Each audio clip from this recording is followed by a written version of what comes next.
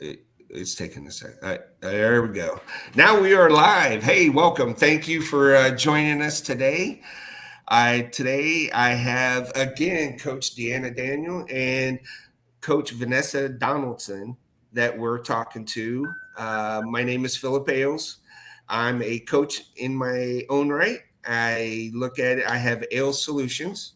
Oh, if you can read it on that side. And what I do is Oh, branding. I help veterans and everything live their happiest life possible. And that's up to you what we choose in the program that you work with. And we're going to ahead and go to Coach Deanna. All right. My name is Deanna Daniel, Navy CB veteran. I was honorably separated in 2016, and I am here to just help anyone who has struggled with the same things that I've struggled with after separation, and be that guide and give that advice if you need it. So feel free to message me or any of the coaches that are here on the panel. Vanessa. Yes, hi everybody. Thanks, Phil, for creating this space for us. I am Vanessa Donaldson. I'm a military spouse and also an empowerment guide. So what I do is I guide military spouses that are transitioning from that military lifestyle to civilian and all that chaos that goes along with it, and make it a little more organized. And oh wow, look at that pop up. There you go. That's everything you can see that I do. I help people even with, like, someone hired me to help them with relocation. They're like, you've traveled the world. You're pretty calm and collected with the moves. I need your help. So I could do a bunch of things. I also do VA disability audits for those disability ratings that are just stuck in the claim process for vets that are trying to get a little higher percentage that they deserve. So reach out to me for that. But that's what I do. And I'm happy to be here today to talk about transitioning subject matters. We'll focus on 3. There's a lot, but we'll focus on 3 today. Yeah, and I'd just like to add, because we've all worked together last year, and we've done some phenomenal coaching sessions, some group coaching sessions, individual coaching sessions. And Vanessa, I know that she has made some changes in people's lives that, they were really going through a really hard time. And just relationship issues you've helped people with, and finding jobs, and just the mental health with that. And Phil as well helped people go through, and he's had events to just gather veterans and let them talk and express their feelings and whatever, share resources. And here we are again doing the same thing. So please listen up and reach out. And Phil, I'll give it back to you. Hey, thank you, Deanna. What we're talking about today is 3 uncomfortable truths about transition out of military lifestyle, because we all had our different experiences and everything that we had when we transitioned. And it takes a lot of effort and different mindsets and everything, because it's not exactly what you think it is when you first get out. Because you were thinking, I know I was thinking when I first started, is that I have all these great skills, management experience. They'd be lining up. No. And what in fact I ended up getting was you're overqualified. And I'm like, well, it's because I did a lot of stuff in contracting and everything overseas. And my background's military police and law enforcement. And then I got into emergency management, and I got to see how disasters happen on a state and federal level. And I looked at it. I took some time for me to get myself together. And now that I've got my ducks in a row, and life is wonderful because I get to choose what I do and I have freedom, but I worked my butt off to get it. Phil, what was your biggest insight just during that transition period? Well, the biggest insight was it's highly competitive. Mm-hmm. And even though I had all these skills and everything, I Mm-hmm. didn't have the connections. Oh, And that's so important. because working overseas for 3 years, I lost all those connections. They moved on, and uh, have done a great and wonderful thing, but now it's okay. Everything's at a much slower pace than what I'm used to. So what would you advise people to do in order to like create those connections or maintain connections or just start those connections before they get out or after they get out, or what would you say? Well, I was looking, if you are close to getting out, Mhm. you know within a year of where you're going and start networking then. Mhm. The great thing about LinkedIn is you have access to millions of people. Mhm. And it took me about 4 years to build up to over 22,000 followers. But it was I hope to hit a tipping point where I don't have to work. But how do you leverage that? I mean, that's a lot of people and a lot of eyeballs on your content, but how do you leverage that to create opportunities for yourself? Right, because it's not about quantity, it's It's quality, about what I've heard quality. in LinkedIn. So how do you leverage that? Yeah. Well, because I get to pick and choose who I have in the network. There we There's go. and that's what a lot of it is. I have people from every walk of life because in emergency management and law enforcement, everything that I've done, it's not about me. It's about we. Because we are living through this disaster or this situation together. We're not alone. Mhm. Even though you feel alone and no one cares about you paying your bills. But the reality behind it is The people collecting the money care about you paying your bills. exactly. Uh, but that only affects you. But your attitude, your perspective of the world, no one owes you anything. Mhm. Mhm. I mean, all of us have done things in our own right to where we got the education that we needed. And you know what? I'm thankful I did it because now I get to make informed decisions rather than just go along with the crowd. And that's Mm. one thing I learned in the military was, you know what? The mission, you make it happen and you improvise, adapt, and overcome to any situation. Yeah. Yeah. Mm. Now, I Yeah. remember Vanessa talking about how she built her support network when her and her husband left the military. Vanessa, do you want to talk on that a little bit about that? Like your Yeah. church? So yeah, going back, I'm thinking back 10 years.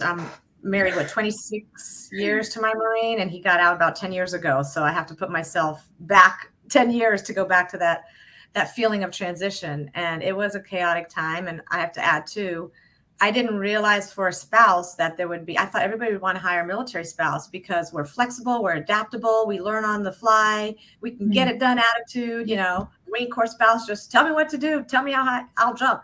And so someone else had mentioned to me, oh gosh, they tried to refer another military spouse to some organization. And literally their answer was, oh no, we don't hire spouses. They're only here for 2 years. It's way too much effort to train them and then they're gone. And that just sunk my heart. And I'm like, okay. And now I've understood once we got out too, we as the spouses have to explain the employment gaps in our resume. You guys active duty, I mean, you had something at least on your paperwork all the time, whether you were, in the US, overseas on a deployment. But when we moved with the families, and sometimes it was more cost effective to me to stay home with 2 children than to put them in daycare and go to some, $10 an hour job down the road. There's gaps in my employment. And so every cover letter had to explain, I am the spouse of an active duty military service member. We move around every 2 to 4 years.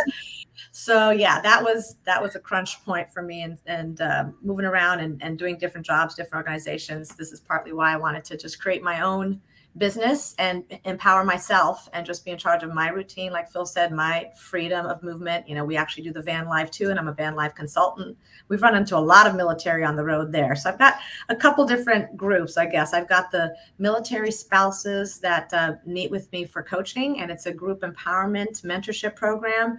We all get online once or twice a month. It's a Zoom call, and we just have camaraderie. First of all, we're all kind of in that same space. We've got that one common thread. Doesn't matter where we've lived, what branch our husband was in, enlisted officer, doesn't matter. It's just about having camaraderie after the military to support each other. If somebody doesn't know some resource for something, somebody else can jump in and give that support. We share links, we share events, we share just anything with life that you're struggling with too. So that's what that group is. And then as another side group that it's just morphed into is the van life group, because we are off grid a lot, just camping and boondocking, and you end up meeting different van people and going to van life events. And there's just a lot of connection with the people that want to get out into nature and just respect nature and understand the value of slowing down, taking deep breaths, walking on the beach, turning off the social media. Coach D's going to go right into her breath work. So yeah, the van life has been a real fun addition for a group, a space that all thinks alike, that wants to all just have adventure, sense of freedom, travel, all that stuff. And if you're not in that group, in that mindset, people think you're crazy and living in a van, moving, like, who does that? But when you're with your 1,000, 2,000 on WhatsApp groups and at events, and you're all in that like-minded space, nobody thinks you're crazy. You're all enjoying life together and you get it. So yeah, those are the two groups that I've kind of developed over this. That's amazing. It sounds like you really found your tribe after the military. Yeah. Yeah, it's all about the tribe. Yeah, we're not meant to be in isolation. So yeah, that would be my takeaway for people. Find a tribe after you get out, whether it's in the community. If you're going into business, start with, Chamber of Commerce and VFWs, American Legions, like local things in your own little backyard community, where I found people get. I love the VFWs and yeah, people get stuck at home and then they stay stuck, and then you're not leaving your four walls. And the pandemic kind of gave everybody this fake sense of security, that it's okay to be in my four walls in my little box and just stay here and do this like AI virtual thing with people that, are they really real on the other end or not? That's what my husband always wondered. Who's online? Are you talking to an AI? So, in-person events do matter, like the human connection, the human touch, hugging, and having, eyeball to eyeball connection, the same space. So I know that Phil's getting into his events more like that. And Coach D is working to, like, this is what you do also on the side to help the military community, but you've got a full-time job and I've seen you doing like training and events, you're out there. So yeah, that's what we want for everybody leaving the military, just finding their tribe, finding what gets them up in the morning, what they're passionate about, so that they can wake up and be like, okay, I'm ready to take on the day without having to self-medicate, going to depression, anxiety, and all the other things that, you can go down another path. Yeah. And what I've learned is that I love service. I grew up in the church, and all of the jobs that I've had, being a waitress and working in marketing, because you have to serve the people that you are marketing to, and then then going into the military to serve, and then getting out. I didn't realize it before that, but after getting out, I had to find another place to serve. And so that has been the way that I have dealt with getting out of the military. And it has really filled me up, and it keeps me full. And like you said, off of the medications, off of I call it being a human burrito in bed. Explain. Wrapping yourself up in covers and just putting yourself off to the world. If you've been there, raise your hand. So absolutely, we've definitely got to find another tribe and another place to connect. Mm-hmm. Very cool. Well, most definitely. But how was your transition when you first got out? It was interesting. Like we said in the last conversation, we're institutionalized. So we're used to having a set schedule. We're used to having people tell us what to do. And for the first time in a long time, because my father was also in the military, so I had that at home, and then I had that when I was in the military. So to actually be off on my own and make my own decisions was it was very interesting, and it took a long time to find home. But reconnecting with God and the things that I love and the things that bring me joy is really what keeps me grounded, for sure. Absolutely. I love that. Vanessa, I have a question for you. With all of the people that you've coached and all of the people that you hang around with, the spouses, has it changed? Has it gotten any better from 10 years ago to now in finding employment? The employment statistics are still going downhill. I was just checking some stats, and it still said that there's decreases in employment. I had posted some numbers before. I'd have to look them up, but it's in terms of employment wise, the same thing with for veterans and spouses. I know there's all these programs out there. Bless you. There's Hiring Our Heroes and, all kinds of virtual programs, but it seems like there's still a decrease. Well, even and people are working on their own, maybe too. People are maybe going out on their own doing self-employment stuff. Yeah. But what were you going to add? Even with the remote work, it doesn't make it easier for spouses to. Well, that's what I'm saying. Yeah, I was thinking like corporate work, but yeah, definitely, I would say there's an increase of spouses that are working for themselves. We're very creative, and women are crafty. They have Etsy stores open. They're doing body scrubs and making those wonderful wreaths that we hang on our door. For whether it's for Easter or 4th of July or whatever, jewelry. So yeah, spouses definitely have the skill set, and a lot of entrepreneurs like myself. Some are writing books. But there's still that learning curve for the business side. We can have a lot of ideas in our head of what we want to do with our own business, but it does take some investment in yourself to have, business coaches, business training. I know you guys have been to like an entrepreneur school. Yes, that's how you guys met. Exactly. And Deanna and I met through coaching. So yeah, I would say for military spouses, we're ready to launch, a lot of us, and be entrepreneurs and do our own thing. The hump is getting over that, the business strategy side of things. So you know who your target is, and you know how to market it to the right people without going broke at the same time, because it's an investment to spend money on yourself and your training and stuff like that. Yeah. So that'll segue us into the next subject of mental health during the transition, and how you go from what Deanna was saying about being institutionalized, because honestly, the only difference between combat and prison is the guns face out. And that from experience. Yeah, and everybody's armed. The difference between combat and prison. But if you really look, we do everything on the inside of the walls. Our whole main cantonment area.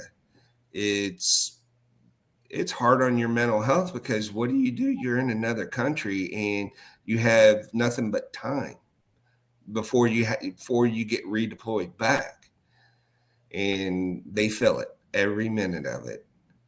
And, every minute, yeah. Yeah, but what do you do when you come back? And I've seen the worst of humanity, and I look to choose. I want to be part of the good now. Mm-hmm. I've seen all the bad stuff, and you know what? I don't put anything past anybody. And it's about networking, understanding, and I learned to control myself. Mm-hmm. And that's why I got in self-awareness with emotional intelligence and mindfulness, because it matters. Because everything starts with you. And if you don't have your stuff together, you can't. If your cup's empty and you're trying to give something to somebody else, your cup's empty. And so you both suffer. And that's why even on the plane, they tell you put your mask on first, because you got to get yourself, your own mindset and everything, and realize the civilian world does not work the way we're used to of getting things done. It goes on depending on where you're at in the country. New York, it's quick. Down here in the South, it's not so much. It's about the relationships. So what do you do, Phil, for dealing with your mental wellness? I've seen pictures of you like golfing, so that might be one of your outlets. Like, what's your happy place as soon as you get triggered, you're feeling some stress, where do you go to get that peace? Besides out in my lanai.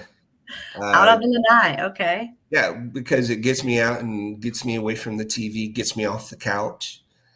And I go out and the dogs and I hang out. And you know what? I find time for me. And I realize that, you know what? Me just sitting there, working through, processing the information of the day before or the week, or depending on when you get time. I never took time. And now I do, to where it's better for me to process it rather than just react, because you find out, and I found out a lot of the stuff I was dealing with PTSD had to deal with my perception of the world. And so getting back to and studying emotional intelligence, mindfulness, and just overall how I fit into this world. How does that affect your relationship now with your wife? And I think you have, is it twin daughters? Yeah, I have 3 daughters. 3. Yeah. So Yes. what kind of change do they see in Dad now that he's invested in himself, his time, learning, positive intelligence, emotional intelligence? Oh, they love it. I try to give them credit, but they're like, nah, it's your wife. They say Christy's the one that got you. When you know what? Her dealing with animals her whole life, she understood she's an empath.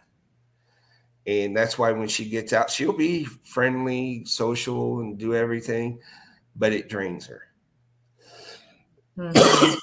And she has to have her own time. So she'll go up, lay on the couch or lay in bed and read a book. Very nice. One of the women's books that I look at. Oh, don't go there. Don't. She's going to watch this later. That's right.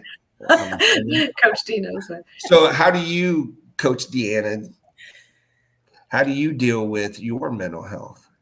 Oh my goodness. I love that space. I met Vanessa through a coaching program, and with life coaching, I originally started for myself, and I also participated in the Big Brothers Big Sisters program, and the youth tend to just be drawn to me. So I wanted to have real skills to be able to help them reach their dreams. And I myself had not been able to figure out, why am I not reaching my dreams and things like that. So I enrolled in the course for myself. And then it's really helped me with knowing that I need a network. I need that support system. I need resources, and I need to create a counter for all of the bad habits. So once you get rid of a bad habit, you have to replace it with a good one. So having those skills, I love therapy, going through, flushing through all of the trauma from childhood, the trauma through just growing up, and trauma from the military. So I go to therapy whenever, because I think you need check-ins, just like you go to the dentist every 6 months, or you get a yearly check-in with the doctor. After I've gone through maybe like a 6-month therapy session, I let all of that information process, and then more life happens, and then it reminds me or triggers different things. So then I go back to therapy so that I can talk to a professional about those things. So getting professional help, getting those skills is always important. And I advise anyone to do that. What about your fitness side? I remember seeing pictures of you. Are you always going to the gym? Every time you have me a call, you're like, I'm going to the gym now. I can't right now. She had her boundaries. She's like, I'm going to logging off, going to the gym. I'm like, girl, she's got her fitness going. I forget about that because it's such a part of me. Since I was a kid, I've always done dance or track, combat sports. So I don't really think about that, but it's definitely good for the brain, for the body, and the better you feel physically, the better you feel mentally. So it's very important. Yeah, it's part of the mental fitness, or dealing with mental illness, and a way to prevent that, staying fit, active, and all that. So yeah, I was like, we got to put that in. I know that's part of your life. You don't even think about it. I do little 20-minute jogs around the neighborhood. So that's something I do. Like this morning, my hair's still a little wet because I just got out and just pump it out, get the heart rate up a little bit, just to get my day going. And then other things for us would just be like outside in nature. Well, my husband almost got bit off by an alligator a couple of weeks ago. That's a whole other story. Almost. The guy, the alligator jumped on the paddleboard and in the canal with the neighbors when they're like, don't go there. For a year they told us don't go in that water, but he's in the Marine. He's like, whatever. And then by the time he came up, he's drowning. he said it was the closest thing to feeling blown up in combat. He went. I'm going paddle soon, and I'm afraid now that you said that I can't. I don't know. So anyway, now we have a canoe because the gift. If you take positive intelligence, what was the gift out of this? Thank God, I happen to be at church with a women's group praying just that hour about my family, the nation, our kids. as this was happening to him. So I could have come home and like, yeah, my husband could have been like, where's my husband? All I knew is he took the paddleboard, to the canal a block away. So he came back and, he needed a nice long power nap. And I was just like, just take it easy, Hal. That was a traumatic thing. He fell off the board. The alligator shoved him off. He was like hanging on top of it, had to go grab his cell phone floating bag. It was crazy. And no neighbors. I'm like, where's the YouTube? We could, but it was so deep in the corner of the mangroves. I'm like, did anybody catch it on a phone? He's like, there was no one there. The paddle's broken. I'm complaining about the $300 paddle. They're like, but your husband is alive. I'm like, but that paddle cost $300. But yeah, no, that could have turned out different. But my point with that story, the gift, is a neighbor immediately was like, I have this old canoe I don't use. Take it, please take it. They pretty much offloaded it on us. So now we take this little canoe in the canals, which people are like, well, how high is that? Is that much better than what being on the paddleboard? I feel a little safer in it, but I'm going for these like sunsets. So getting out in nature, either on the boat, if we go on our little boat and we go off fishing therapy, ocean therapy, it's called piscatorial therapy. So definitely being out in nature. And now this little canoe thing, first he was paddling because of course it's got to turn into a fitness program. I'm like, can you just get one of those little electric engines and push me into the sunset? What can I gain from this? Yeah. So he got the little electric thing. It charges, and then we go off into the sunset. And I caught 2 sailfish the other night. Like I'm catching more off this canoe than the big boat because the engine sound isn't very strong. It's just this little electric thing. And then we just float around and we've got a little anchor. So we're having fun with this little canoe thing that would have never come about had he not been attacked by the alligator. So the gift that came out of the situation. And then the van life, that's how we deal with, I always say meditation, not medication. Meditation is, instead of medication. Or charge your soul, not just your cell phone. What do your kids say about that? They don't know what's happened to parents. They're just like, where are they going now? What's going on? So they've watched us evolve from focusing on them. We were very focused on them. And then the poor second child, you end up focusing on the second one because he's the last one. So you're like clinging on to the childhood. So of course he's like, oh, great. There's not even like the big sister to bounce anything off of to like, get the parents distracted. It was all on him. So once the kids were out, it was all on us, which is why, my tagline says, your life beyond the military. Like Phil said, it starts with you. It starts with me. It doesn't start with anybody else. So I think we'd have to ask them. That's another call. What do they think? I think they like knowing that we're just living our best lives and we're just off, like every time we message, it could be from the mountaintops of, Montana somewhere. It could be, or Colorado. We were going in the cave of New Mexico to some caverns. And so national parks. So like, you never know where we get another text or a photo from us. Like, hey, parents are here now. How's it going? And we do Zoom check-ins. That's part of like the mental health. I'm like in that space to communicate more. And I'm like, wow, we communicate so much with strangers online. Why aren't we doing it with our own, immediate family? So I set up Zoom calls around holidays and certain things. Everybody what's your day and time? We're doing a Zoom call. All right. Well, hey, Vanessa, outstanding. I greatly appreciate your share. We're coming down to about 2 minutes left.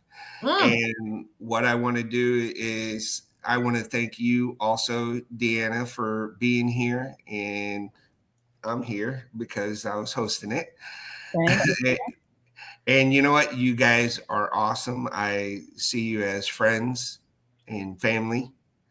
And I really look at great and wonderful things for us to accomplish in the future. And the biggest thing that I wanted to bring out is let you know that there are options.